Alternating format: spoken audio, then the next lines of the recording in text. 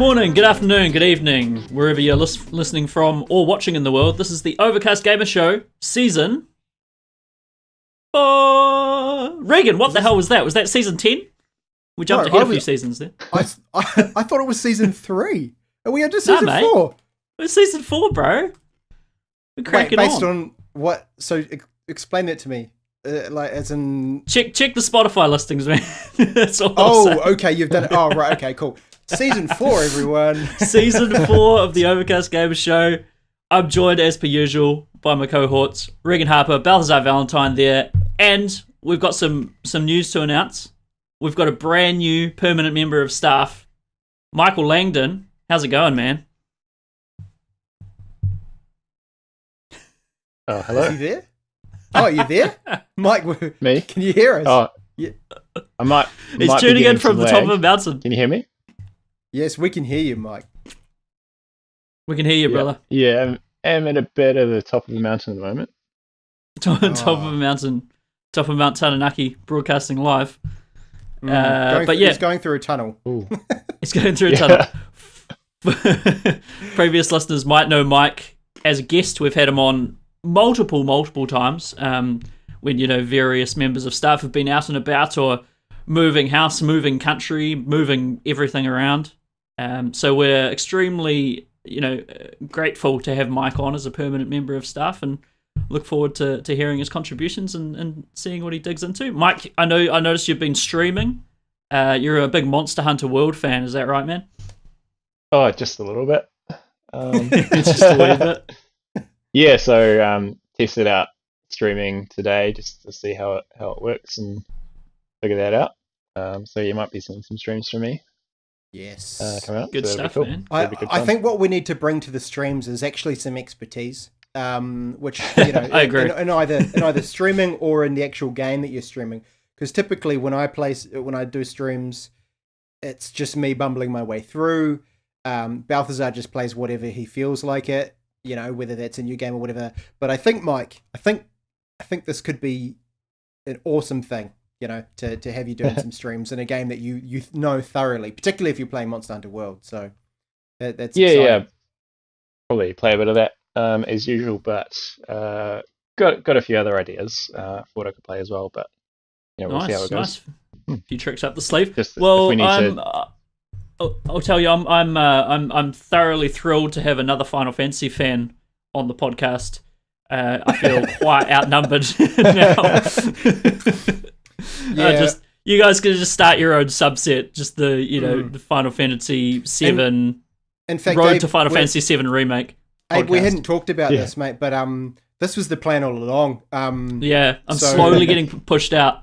Yeah, I wanted to kind of break it to you a little more softly, but yeah, you're out of the band, mate. Yeah, it happened so gradually. I never knew. I never realized it was OCG was slowly becoming a Final Fantasy fan site. And we can expect much more Final Fantasy in the future. So look forward to that. But anyway, we have more announcements. I mean, previous listeners of the Overcast Gamer Show will know that we had a format and we stuck to it. Episodes were usually over an hour, which I know isn't everyone's cup of tea. And we usually went with, talked about what's happening in our lives, talked about what we've been playing, sometimes talked about some news or did a little game or something like that. Not for everyone. I understand that the format is not hugely palatable, like that sort of long episode. So what we've decided to do with this new season is break Overcast Gamer Show down into basically wee vignettes, wee chunks, and just do little games. We might get a couple of us together and talk about what we've been playing, do a wee bit of an exchange, and just make it a little bit more easy to digest, I suppose. A little bit more sort of bite-sized and spicy. Just a little bit. That's the one. More kind of approachable and appetizing, if you will. Yeah, as opposed to three guys rambling on for an hour. Exactly. Well, what was our longest one ever? We did 3 hours plus. Yep. 3 hours plus for some of the E3 predictions cast, because I've been going back and listening through our archive as I put them all up on Spotify. Check them out on Spotify. We're real professional now. We're on Spotify, Google Podcasts, we're on Anchor FM, we're on Stitcher, Acast, fucking everything you can imagine, everything under the sun. So, and they're all explicit. They're all tagged with the explicit label, which I was quite proud of. Oh, good. Well done. Yeah. Welcome to our listeners in Spain or Belarus or wherever it was people were listening from. No, it was Spain. Spain was cranking. Just a wee peek behind the curtain there. We had I was checking out our podcast stats since I uploaded the entire archive to Spotify, and our main listenership is in Spain. So hello everyone in Spain, and thank you for tuning in. I'm not sure why, but thank you for tuning in. That's great. But yeah, that's basically the admin. Unless you guys had anything else you wanted to go over. I mean, everyone's still where they were when we left off. Really, I've been moving around the place, but I'm basically in the same position as I was last time you saw me. Yep, same old. Balthazar, same old. A twiddlet habit, you know. They make a mess of your fingers. Look at that. Oh man, that looks. Don't touch your face with that. You'll get have you guys seen that IT Crowd episode where he has some like brown stuff on his head?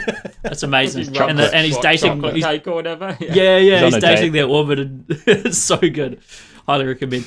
Anyway, leading the episode for today, we are kicking things off with a return to a much loved segment.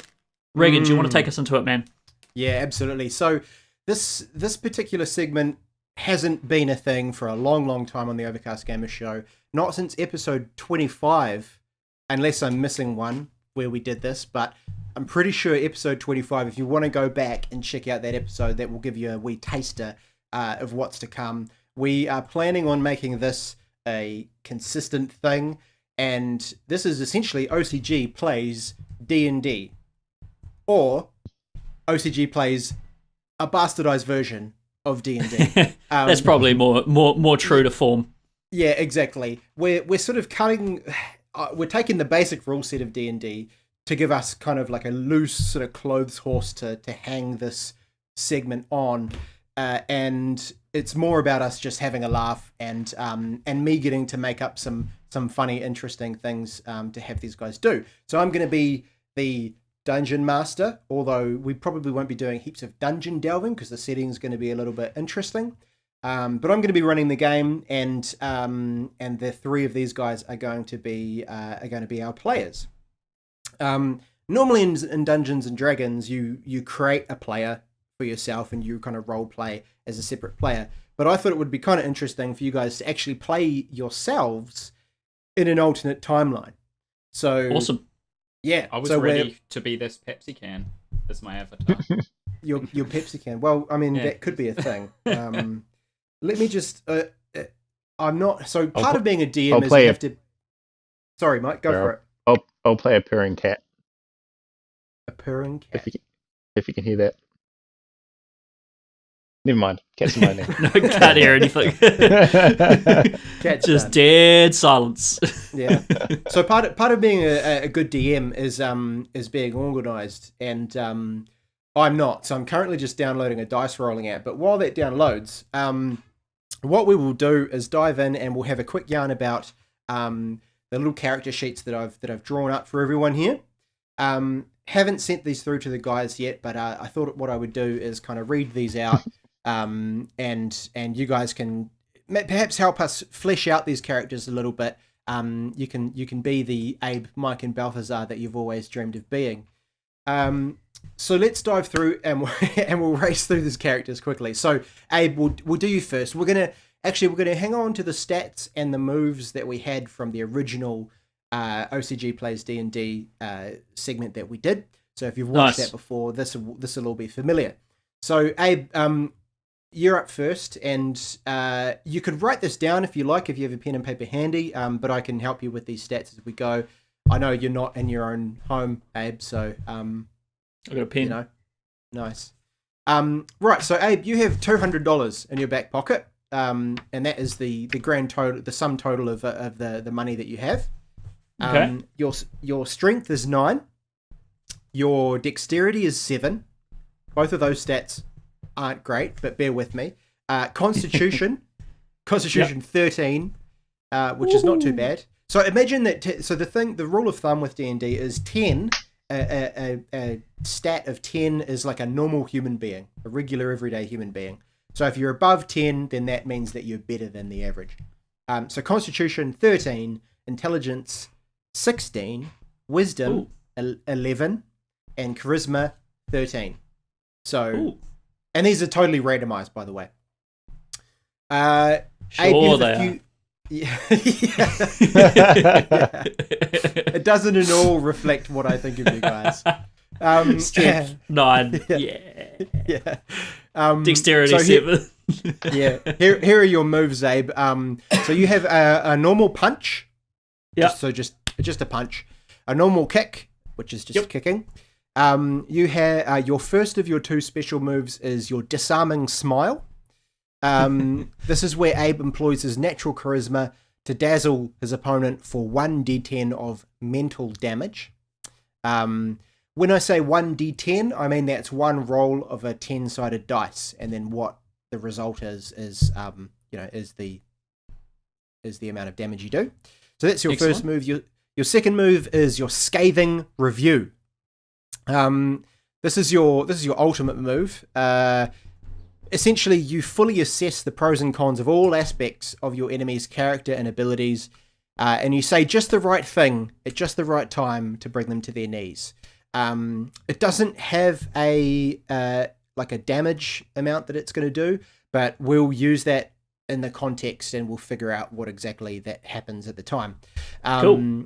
Now, the thing about your ultimate moves is you guys can only use them once per game round. So each time we do one of these segments, you can only use that ultimate move once. So that's Abe. On to Mike. Mike, you also have $200 in your back pocket. Mike's strength is 14. His dexterity is 9. His constitution, which represents kind of his ability to, handle copious amounts of alcohol and or poison, is 15. Intelligence 10. Nice. Oh, yeah. Wisdom 10. And charisma 14. So I'll reiterate, totally randomized. It sounds a bit OP there, but when it came up, I did, yeah. I mean, if it wasn't randomized, my strength would be a little bit lower, I think. But no, we're good. Yeah, I mean, 14 strength is really good. So move set wise, you also have a normal punch, a normal kick. So both of those same moves. Your first of your 2 special moves, Mike, is you might remember it. It's probably my favorite of the moves. The PS4 controller beatdown. This is where Mike wields his PS4 controllers like a sling, swinging them at near the speed of light, dealing 1d10 of physical damage. When I originally wrote this, I didn't consider the fact that PS4 controllers are wireless. But sort of suspend your disbelief. I have my charger. I have my charge to plug into it. It's fine. Yeah, and it works. Just assume that the USB port has enough friction in there to jammed in, not fly out. Yeah, totally. It's fine. It's fine. Forget about it. Yeah. Now, for long-time listeners of the show, you'll know that Mike is a huge fan of. He's a completionist essentially, and so Mike's ultimate move is the Platinum Trophy. So essentially, what happens is Mike falls into a deep meditative trance. That allows him to see the true nature of all things. He can achieve superhuman feats of endurance, strength, intelligence, etc. So it's basically like going Super Saiyan. And he can apply that in whatever situation he likes. Again, Mike's maybe a little bit OP. We'll see. Now, Balthazar, on to you. You also have $200 at your disposal. Your stats are as follows. Your strength is 12. Your dexterity is 11. Your constitution is 14. Your intelligence is 14. Abe, I think I'm going to have to give you some better stats. Nah, it's all good, man. Stick with it. Stick with it. Your wisdom is 8. So you're not particularly wise. Yeah. Yeah. And finally, your charisma is 13. Moveset wise, you have the same normal punch, normal kick. So these moves are going to change if you guys acquire any weapons. And then, so this is total. If you know how D&D is played, everyone, and you're going, what the fuck is this guy on about? Just go with it. We're not playing proper D&D. This is not at all what D&D is like. Anyway, your 2 special moves. Your first one is belittling comment. Belittling comment. So Balthazar replies to his foe's words or actions and throws it back in their face effortlessly, leaving them feeling confused and lesser than they once were. Deals 1d10 of emotional damage. And your ultimate move is the grind. Because Balthazar is a huge fan of grindy games. Summoning the strength of 100 monster energy drinks, Balthazar is able to simply outlast any opponent. He can use this skill to perform feats of longevity, stamina, and ultimately bring home the prize.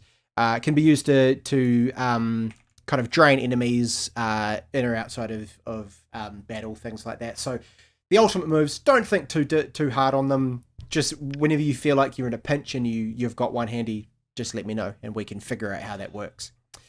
So those are your characters. Now, have you guys got anything you want to add to them? Like any particular character traits or abilities or anything special like that you want to kind of augment your characters with? I don't know for your rules what, how much different damage types and things like that are gonna come into play. We can make this up as we go. But my proposed sort of ability would be that I'm impervious to emotional damage. That's pretty good. Impervious to emotional damage. Let's call this a so in D&D you might attribute that to like a racial trait or something like that. But given that we're not in a fantasy setting, so let's just call it like an effect of your upbringing. For whatever reason, you you just developed a really thick skin, and as a result of that particular kind of damage, you are impervious to that. So given that, I think to keep things even, that's a pretty hefty advantage. So Abe and Mike, if you've got any other ideas percolating for what you want to add to your characters, throw them at me. I have to think about it. Okay. Not really sure. Whoa. Just destroying my room. Some carnage. Maybe I could trade something to up my charisma. Like at a time, I could trade certain points to up my charisma, or like a one-time trade or something. Okay. Because I feel like I can sometimes do that in real life. I can expend some of my energy and temporarily up my charisma, then it goes back down lower than it was before. I like it. Okay. So what we'll do there then, Abe, is let's call that, so it's your energy would kind of be your strength or your constitution. Constitution is essentially like the stat that governs your hit points. So perhaps it could be that. Constitution, I'd say. Yeah. So let's say that's just kind of an innate ability of yours based on kind of your character traits, and that when you really need to, you can crank up the charisma and and charm whoever you need to charm. Mike, no pressure. Have a think about it, man. If you want to add any of these kind of traits, then just let me know. I'll make something up as it becomes useful. Nice. That's how Dungeons and Dragons works. Yeah, that's it. Bending the rules as you see fit. I like it. Some improv. Yeah, I mean, what rules, right? What rules? Right, now let's get into the sort of setting. And I'll explain kind of, a little bit about what's going on. So this initial part of the I'm going to say campaign. It's a bold word, but the initial part of this this kind of setting takes place in the future, and it's kind of a dystopian future. So it's the year 2025, not that far in the future. The gaming landscape has changed radically. As we all know, kind of cloud gaming is sort of going to be, we think it might be the next big thing. Yep. And as a result of that, essentially what that's done is put all of the power of kind of controlling the hype and the engine of the games media into the hands of the publishers of these game streaming services. And essentially, so those publishers are now have this kind of stranglehold on the gaming community, but they haven't really done it in a particularly kind of gamer-centric way. Gamers are none the wiser of this whole thing. Essentially, they believe that their news is still coming from reputable sources, such as OCG. Mm-hmm. I mean, how reputable are we? But anyway, and essentially behind the scenes, publishers are pulling all the strings. In the dark days following this media collapse, OCG actually changed tact.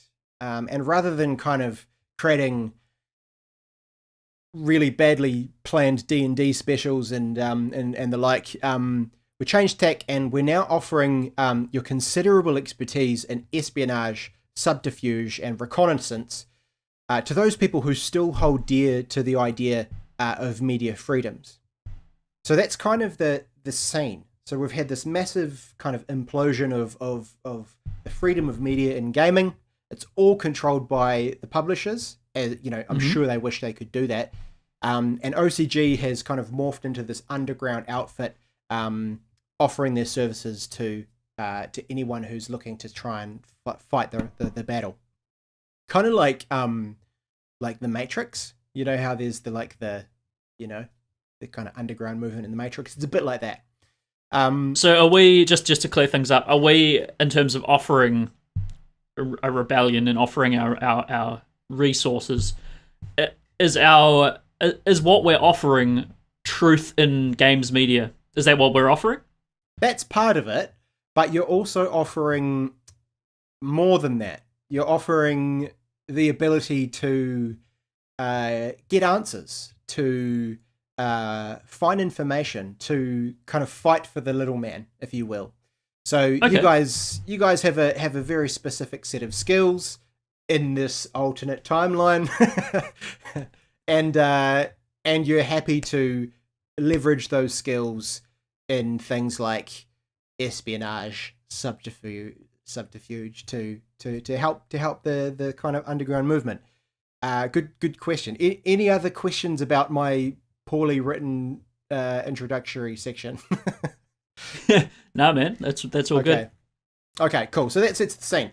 Let's dive into our first kind of the starting of the first game. So it's taken a while. Actually, I don't know how far into this we are, but let's just see how we go. Let's say we'll go another sort of 15-20 minutes, and then because we want to keep these episodes pretty brief. So one evening, Balthazar's at home. He's laxed out on his gaming chair, actually the one that you can see him sitting on right there. He's sitting there, he's stroking his pet lizard Sterling, when he notices a strange email. His pet lizard Sterling. No, he's man. stroking his lizard, mate.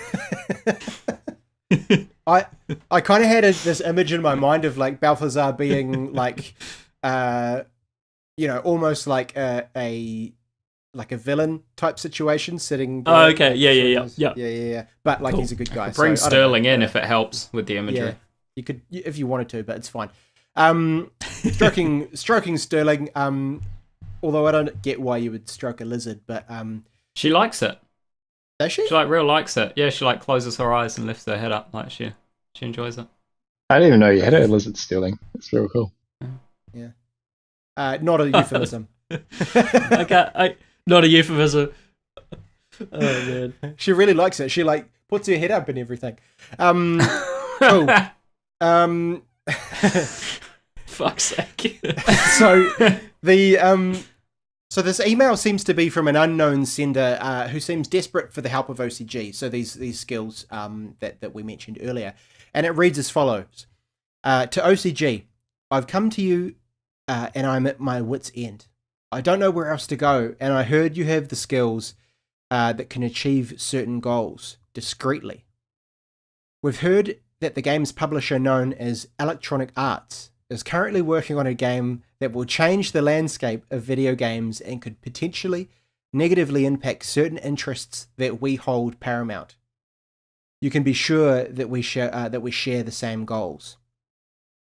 We ask that you travel to the EA headquarters in Redwood City, California, infiltrate their offices, and use any means necessary to find out the name of the game, what genre it is, and why it's rumored to be so game-changing. In return, we'll supply your team with new gaming chairs and lifetime supplies of Monster Energy drink. Awesome. At such time as the mission is complete, we can supply you with more details of our own operation. We believe that you will be interested to hear what we're up to. You can reply to this email when you have the information, and your reward will be delivered from the local New World and PB Tech stores. And that is all that the email has landed in Balthazar's inbox. So what happens is I'm not going to give you a choice in this. You guys assemble, the three of you, and you jump on the next plane. It's an Air New Zealand flight. You head across to LA. It's a pleasant flight. What movies are on? Probably another Avengers movie, I would say. Probably. There's kind of. Do we have to sit through the god awful safety instruction videos? Oh, absolutely. Yeah, they've done another. We should all lose 2 of every stat. Yeah. But the food's really good. So they serve roast duck on the flight, and so that kind of makes up for the super shitty entertainment. They also, for whatever reason, haven't upgraded the game section. You know how there's the game section on the in-flight entertainment, and so it's still just terrible games like Solitaire's okay, I suppose. But yeah, that wasn't particularly fulfilling either. Space Cadet Pinball. Things like that. Nice. And they removed the ability to play seat to seat as well, so like you couldn't even play the guy next to you. So yeah, so there was some ups to the flight and there were some downsides to the flight, but generally it was okay. So you land in LA, and so the first thing, so Redwood City is actually a good 4 hours north of LA in San Jose, and Abe was fortunate enough to have managed to book a rental car. So you guys pile in this rental car at LAX and you start driving north. Now, before you leave LA, is there anything you guys want to do in LA before you leave? Given that you're in LA, you've got $200 each. Anything in particular you'd like to do before you head up? I'd just like to know what sort of car is the rental car? What are we working with here? You're in America, so let's say it is a 2022 Chevy Bolt. So it's an electric vehicle. Yeah. So it's quiet Chevy. And pretty comfortable. And massive, if it's a Chevy, I imagine. It's reasonable. It's big for an electric vehicle. You kind of like, oh well, our mileage is probably going to dip down a little bit just because of that. Thanks, America. But at least you're not contributing to, to fueling Trump's second term in office. Controversial. Yeah. I would like to. One thing I would really like to do is check out Venice Beach before we head off. Okay. Cool. Balthazar and Mike, are you both going to head to Venice Beach as well? What's in LA? I've been to Venice Beach before, but I'd also like to see all the nice tunnels around the place. Some tunnels? Okay. Drive you a few tunnels. Drive through. Good. Okay, cool. Well, okay, let's say you guys spend 2 days in LA. Abe, you head down to Venice Beach. You see lots of big men working out on the equipment down there. Excellent. You spend a bit of time kind of wishing that that you had more than 9 strength. Do you want to join? Do you want to go and work out with them or anything, or just watch? Nah, I'd like to hire one of those bikes with the extended seat though, the big long seat that you see people cruising around on. The big long seat. Yeah, it's sort of like an extended. You see them on GTA 5. It's like a normal bicycle just with a longer seat, basically for comfort. Okay. Yeah. And so you just want good. So you want to hire this thing and just ride it down Venice? Just cruise Beach? around. Yeah. Okay. Yeah, sure. Okay. Cool. Sweet. Nice. So the hireage costs you $10. So you're down to $190. Yeah. I want to go to a casino. Interesting. What casinos do we have in LA?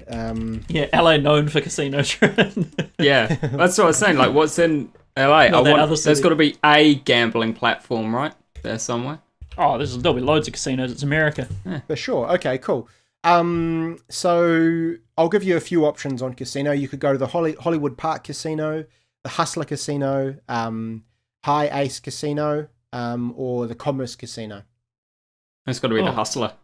Yes. Hustler Casino. Okay, cool. So head off to the Hustler Casino on the evening of the first night in LA. What would you like to do there? Bet $200 on red at the nearest roulette table. Your whole $200, all your money. Yeah. Mate, I'm not propping you up once you lose all this. Okay, cool. So no, that's cool. So what we'll do is we will roll a d20, and if it's over 10, because it's on red, so it's 50-50. If it's over 10, then you double your money. If it's under 10, you lose everything. Or which should it be? If it's 10 or under, not just under 10. 10 or under is lose. 11 and over is double. Yeah, correct. Yeah, sorry. Yeah, okay, cool. So 10 or under is lose. 11 or over is win. So you've rolled a 13. So yes, 400 bomb. I take back what I said. I would like to cash in on your winnings.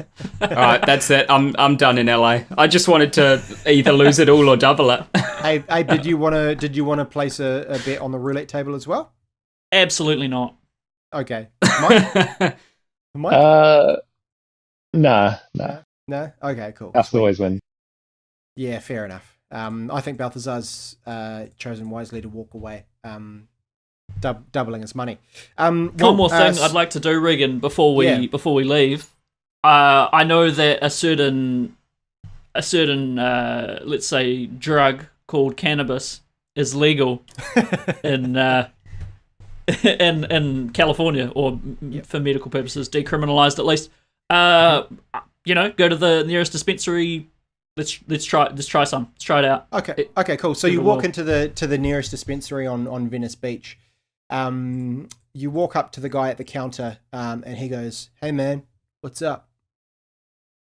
Yo, how's it going? I'd like some weed.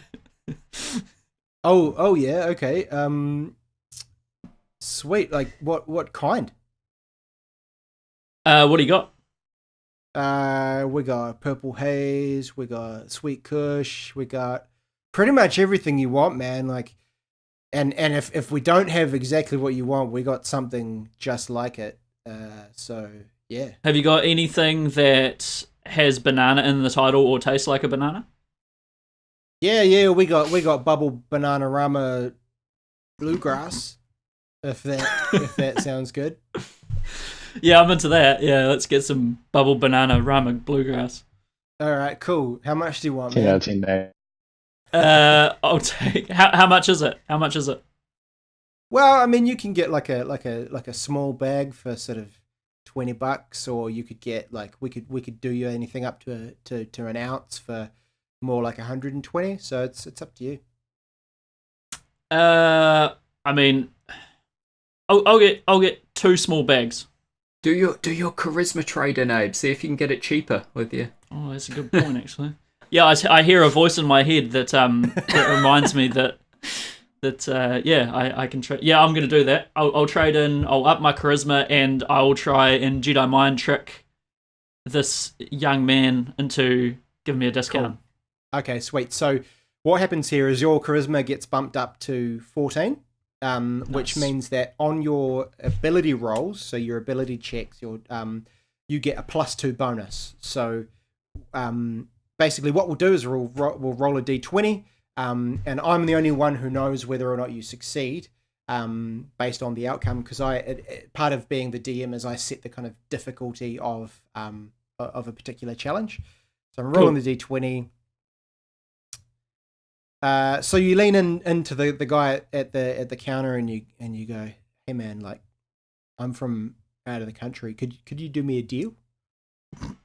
And he leans back and he goes, I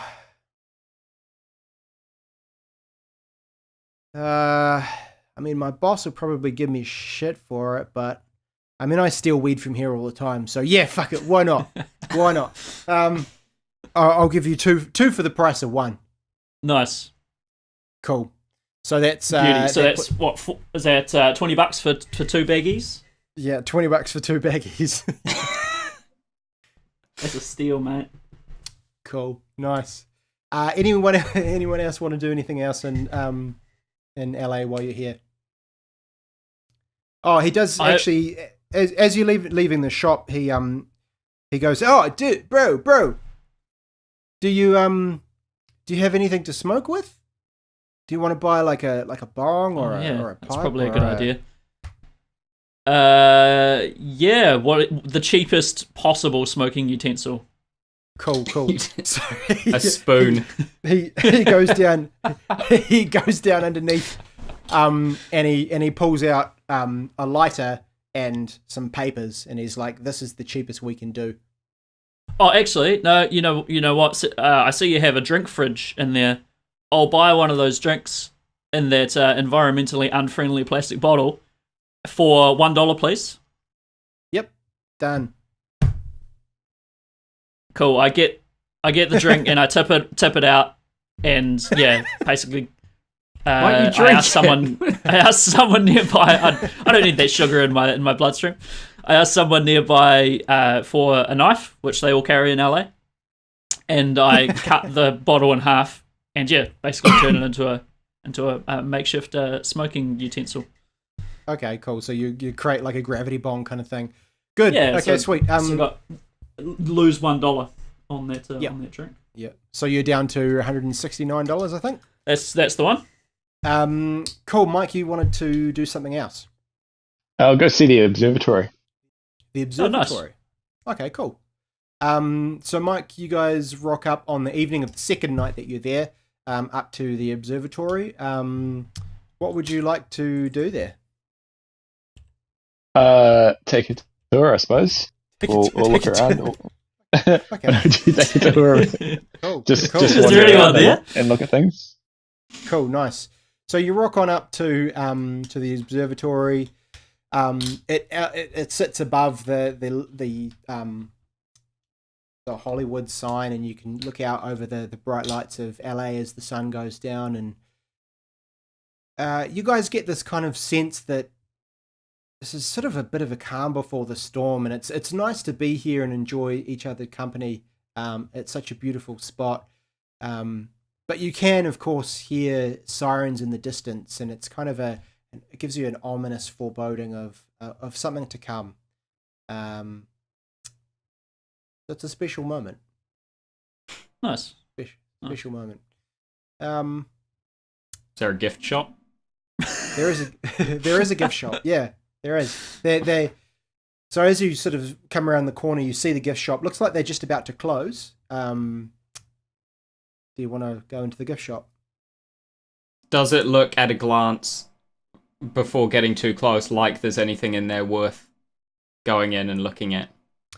Like if you look in, you can kind of see a rack with like some like MAGA hats in there and stuff, and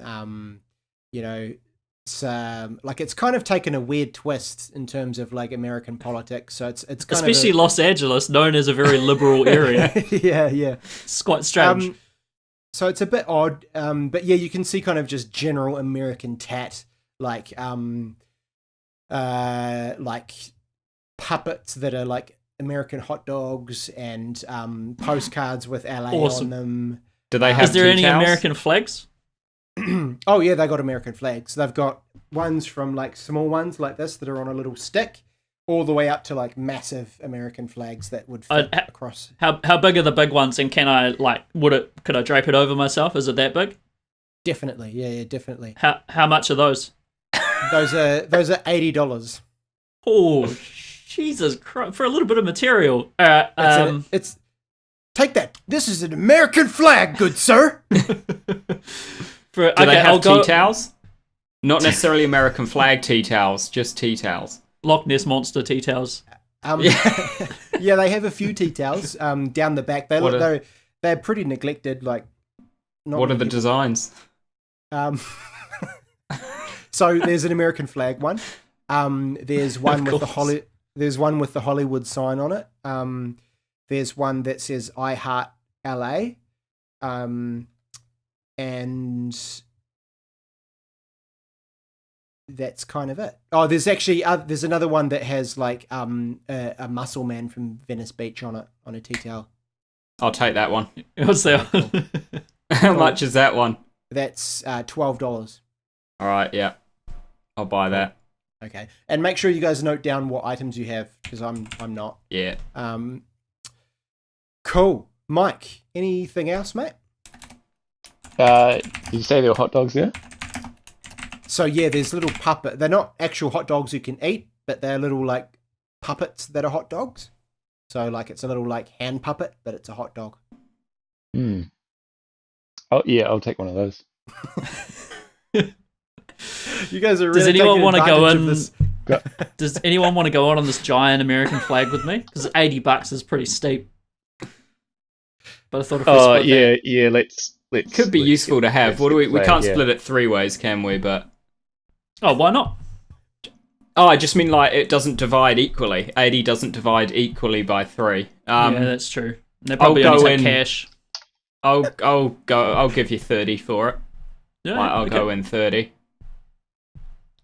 So How much that's is cool, that? Mike. It's $26.70 each if it's 3 ways. Yeah. I mean, I'll do 26.70, but 26, yeah. but yeah, I suppose we probably don't have that amount. I'm happy to go in sort of 30, and then coinage. you guys just do 25 each. Yeah, let's do 25 each. Yeah. Cool, man. Okay. Sounds good. Let's do that. Cool. Who's gonna? AB, you gonna be holding on to the flag? I'll hold on to it. Yeah, I'll sort of wrap it over my shoulders. Okay, cool. So Mike got a hot dog puppet. How much You is guys that? all. The hot dog puppet was $8. Yeah. Abe bought an American flag, and Balthazar bought a tea towel with a muscle man on With it. a muscle man on it. Good. Cool. All right. So that brings you guys head back to the Airbnb you were staying at that for whatever reason you didn't have to pay for, and you spend your final night there. Excellent. So in comped Venice. by someone. Yeah. The diner dash sorry. strategy. Yeah, totally. And the next day you head out on your trip north to head up to San Jose to go to Redwood City. So it's a pretty uneventful drive for most of the way. You head out on the Pacific Coast Highway heading north. Nice. Awesome.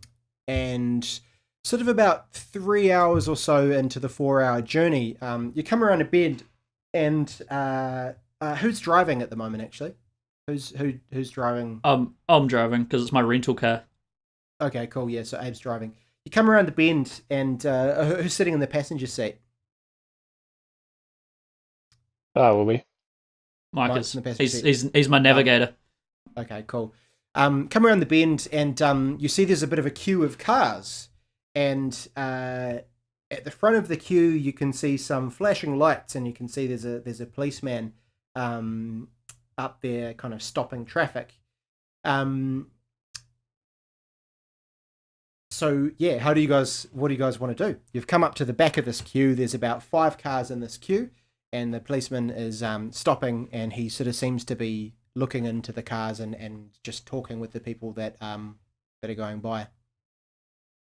I'll just wait it out. I mean, I wouldn't do anything for at least 10 minutes, so I'll just wait around, admire the beautiful scenery, and is the traffic moving at all, or is it a complete standstill after 5 minutes? So no, it's kind of like it's sort of like a police stop checkpoint. Like it takes him about 2 minutes to process each car. So sort of within 6 minutes or so, you're starting to coast up to you're the second car in line, and you can kind of get a good view of this particular policeman. Now, you notice that the cop is actually wearing. Now that you're up close, the cop is weirdly, he's got a full kind of trooper uniform, but he's wearing a Madden NFL cap. And it strikes you as like a little bit odd. Is there anything you want to do in the situation, or are you just gonna just stick to the status quo? When we approach him, I'll have some words, but yeah, at the moment it's all good. Okay, cool.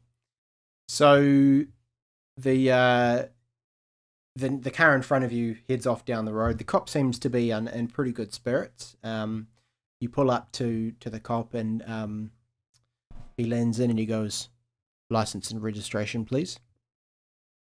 I graciously hand over my license and registration. So, how's it going, mate?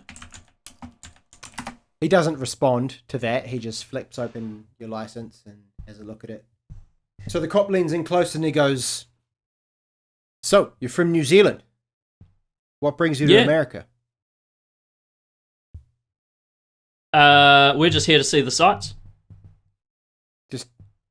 So where are you headed? We're heading up to San Jose and then to San Francisco. Okay. Please wait in the car. Just stay right here. No worries. And the cop, he gets up and he sort of sidles across to his cruiser, which is sort of parked just in front of him, and he leans down and he looks in.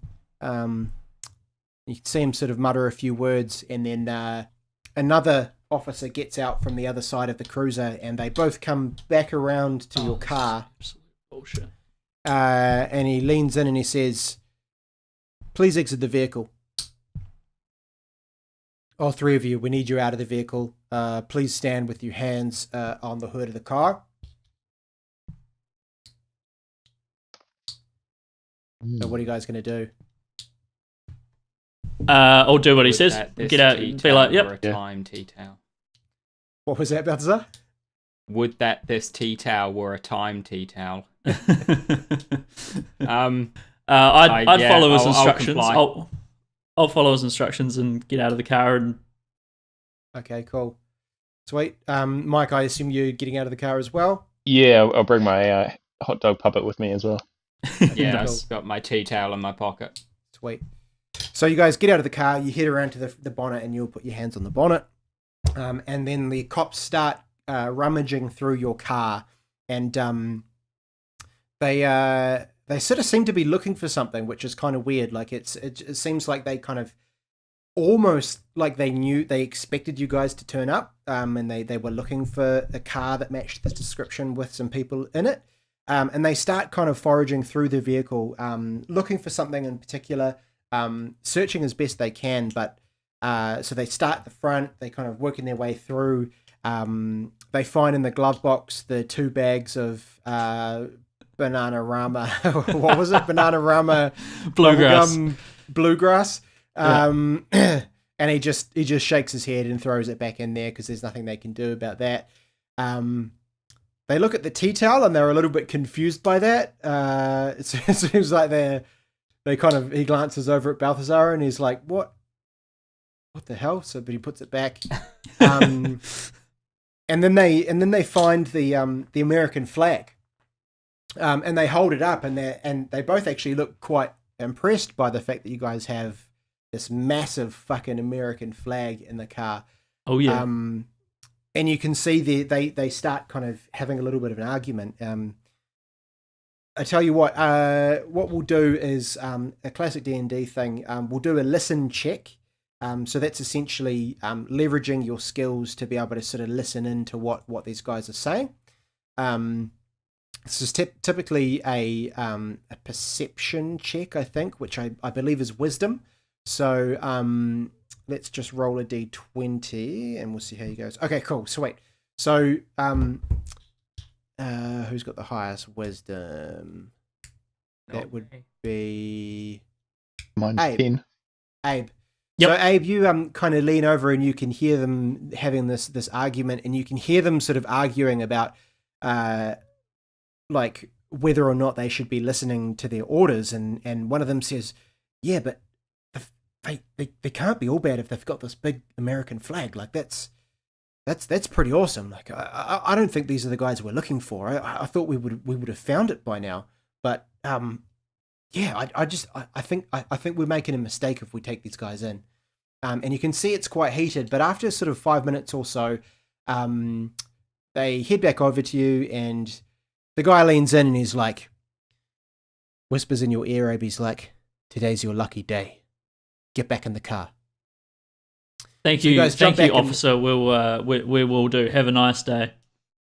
So you guys jump back in the car, and you head off, and by the skin of your teeth, you've been saved from a planned hefty confrontation with these officers by the fact that you somehow surreptitiously purchased a massive American flag when you were in LA. So you carry on north, and eventually you make it to San Jose. You pull up to the Electronic Arts headquarters, and it is a big fucking place. It's got a fountain out the front, a big kind of sort of concrete entryway, a driveway that leads up to the main headquarters, which is a sort of a big building made of concrete. It's clearly there for a purpose. And What's the weather like? the weather is nice. It's nice and clear. Yep, it's nice and clear. Is it hot? Is it like oppressively hot? Reasonably warm? It's not oppressively hot. It's like a nice, because it's springtime in America at the moment, so it's kind of a nice sort of like 22, 23 sort of like. I consider that oppressively hot. I soak my tea towel in the fountain and wring it out so it's just damp, and then tie it around my head just to stay cool. Cool. That is actually where we're going to leave this episode. Nice. The lads have managed to successfully navigate their way to the Electronic Arts headquarters in San Jose.